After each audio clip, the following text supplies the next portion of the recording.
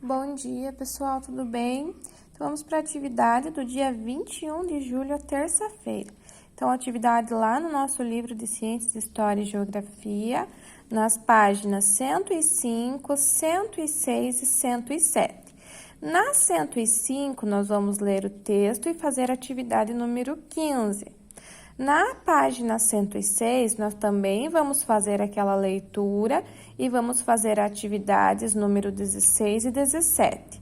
E na página 107, nós vamos ler o texto e fazer a atividade 18 e 19. A 20 não precisa fazer, tá bom? Então, vamos lá achar essas páginas no nosso livro.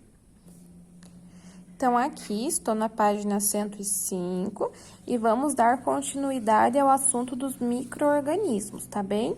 Então, vamos fazer a leitura desse texto para entender um pouquinho. E aqui, depois, nós vamos fazer a atividade número 15, tá? Então, vamos lá. Alguns micro-organismos, bactérias, fungos, protozoários e vírus, são capazes de causar doenças nos seres humanos, animais e plantas. Nos seres humanos, os micro-organismos que causam doenças podem ser transmitidos de diferentes formas: ingestão de água e alimentos contaminados, picadas de insetos, gotículas de saliva, contato com a pele, entre outras. Então, vamos ver aqui algumas das formas de transmissão. Alguns micro-organismos podem contaminar a água e os alimentos. Se ingeridos, podem provocar doenças como a cólera e a salmonelose, causada por bactérias, e a amebiase e a giardíase, causadas por protozoários. Então, aqui, eles são contaminados, né? Quando os micro-organismos contaminam a água ou os alimentos, e se nós comemos, né, ou tomamos a água, nós podemos ter essas doenças, né, como a cólera, a salmonelose, que são as bactérias que, quando entram no nosso organismo, começam a prejudicar. Então, aqui uma forma de transmissão desses micro-organismos, né? Aqui nós temos mais uma, olha só. Alguns micro-organismos podem ser transmitidos por meio de picadas de insetos. A dengue é causada por vírus e é transmitida pelo mosquito Aedes aegypti. A doença de Chagas é causada por protozoários e é transmitida pelo barbeiro. Então, olha só, algumas doenças também são transmitidas, né, pela picada dos insetos, que eles estão portando esses micro-organismos e, quando picam a nossa pele, acabam transmitindo para nós. Aqui, as gotículas de saliva podem transmitir doenças como a gripe, causadas por vírus, e a tuberculose, causada por bactérias. As gotículas de saliva podem ser expelidas por meio de espirros, da tosse e pela respiração, podendo contaminar objetos ou partes do corpo de outras pessoas. Então, olha só, a saliva, as gotículas de saliva. O vírus, ele é transmitido dessa forma, né? Nós estamos vendo aí o Covid-19, que é transmitido dessa forma. Então, no espirro, na tosse, quando você está falando, acaba saindo gotículas de saliva da sua boca e fica em uma superfície, essas gotículas contaminadas, se em contato com outras pessoas, pode causar também as doenças, né? Então, é uma forma de transmissão dessas doenças. E aqui, por meio da pele, podem ser transmitidas algumas doenças, como as micoses causadas por fungos. Outros micro-organismos entram no corpo através de machucados na pele, como as bactérias que causam tétano. Então, a nossa pele, quando nós machucamos, né, acabamos pisando ali em um prego enferrujado, por exemplo, é uma bactéria que pode causar o tétano, essa doença. A micose, que é um fungo também. Então, o contato com a pele também pode transmitir essas doenças, tá? De micro-organismos. Então, agora vamos fazer aqui a atividade número 15. Nós vamos completar o quadro com as informações sobre cada doença. Então, a doença cólera. qual que é o micro-organismo causador e como que é a forma de transmissão.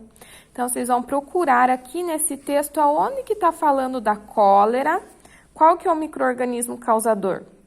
É uma bactéria, é um fungo, é um protozoário, é um vírus e como que transmite a cólera, tá? A micose também, a gripe e a doença de Chagas, tá? As informações estão aqui nesse texto que nós acabamos de ler.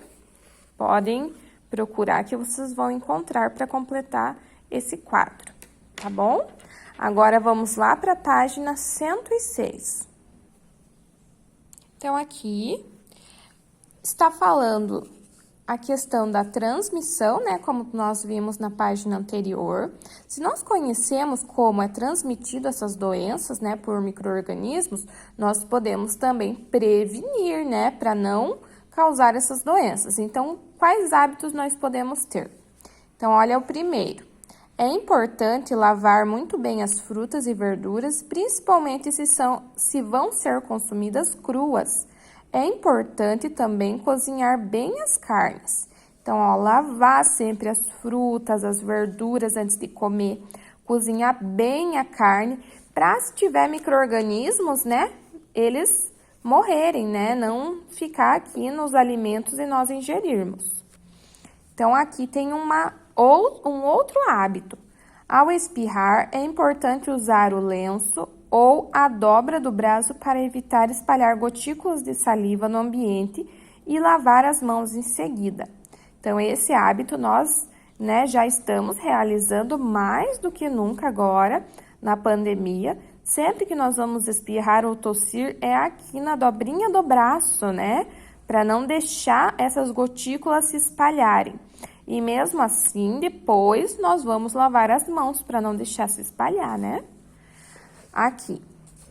Manter os calçados limpos e secos, lavar e enxugar bem os pés são hábitos importantes para evitar a micose. Então, lembra que a micose é um fungo, né, da pele. Então, os calçados, quando forem lavados, deixar secar bem para não ficar úmido. Quando nós tomamos banho, secar bem os nossos pés no meio dos nossos dedos para não ter o risco de causar micose, tá?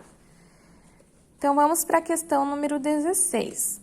Escreva uma legenda para a imagem que representa uma atitude que ajuda na prevenção de doenças causadas por micro-organismos. Então, olha só o que essa menininha está fazendo aqui. Está tomando água de que lugar? De um filtro, né? E por que será que ela está tomando água filtrada? Então, vocês vão escrever aqui uma legenda para essa imagem, o que a menininha está fazendo e por quê, tá bom? Agora, vamos na número 17. Ligue as formas de transmissão de doenças às atitudes que ajudam a preveni-las. Então, aqui estão as formas de transmissão e aqui como prevenir. Então, vocês vão ler e vão ligar um ao outro, tá bom? De acordo com as atitudes de prevenção. Então, ó, transmitir ingestão de água e alimentos contaminados. Então, como que nós fazemos para prevenir isso aqui? Será que é lavar as mãos após espirrar, combate ao mosquito transmissor, filtrar ou ferver a água e lavar bem os alimentos, ou manter a higiene do corpo e do ambiente? Olha só, água e alimentos. Qual será desses para prevenir? Vocês vão puxar a linha na resposta correta, tá bom? Em todos eles, fazendo a relação de um ao outro. Agora, vamos para a página 107. Nesta página está falando sobre a vacina, que também é uma forma muito eficiente de evitar as doenças, né, causadas por micro-organismos. Então, olha só, ao tomar uma vacina, nosso corpo produz defesas contra alguns micro-organismos. Assim, o corpo ficará protegido caso entre em contato com o micro-organismo causador da doença. Cada vacina protege o corpo de uma ou mais doenças. A vacina BCG, por exemplo, deve ser tomada ao nascer e protege contra a tuberculose. Desde 2004, existe um calendário obrigatório de vacinação para crianças, adolescentes, adultos e idosos. Isso quer dizer que o governo estabelece regras sobre datas, doses e tipos de vacinas a serem ministrados. Existe um documento próprio para controlar as vacinas que uma pessoa deve tomar, a carteira de vacinação. A vacinação é um direito dos cidadãos brasileiros e é encontrada gratuitamente nos postos de saúde. Então, olha só a importância de tomar a vacina, porque a vacina vai proteger o nosso corpo contra os micro-organismos, né? Vai ter defesa, nosso corpo vai conseguir se defender. E nós temos a carteirinha de vacinação, que ali vai estar especificado as doses que nós já tomamos, o dia, quantos anos depois nós vamos precisar tomar outra dose para o nosso corpo continuar defendendo desses micro-organismos. Então, é muito importante ter a carteirinha de vacinação e ser vacinado, né?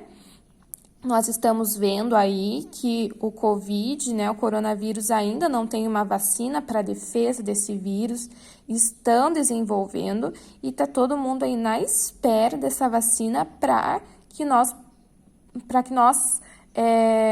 possamos ter a defesa, né, do nosso corpo contra o vírus. Então, aqui, na questão número 18, vocês acham que a vacinação é importante? Por quê? Vocês vão dar a resposta de vocês aqui, tá? Onde as pessoas podem tomar vacinas? Quanto custa para ser vacinado? Então, em que lugar que nós vamos quando nós precisamos tomar vacina? E quanto que custa? Será que a gente paga? Será que é de graça? Como que funciona? E a questão número 20, não precisa fazer. Lembra no início que eu li? Não precisa ser feita essa aqui, tá bom? Então, essa atividade. Qualquer dúvida, fiquem à vontade para me perguntar.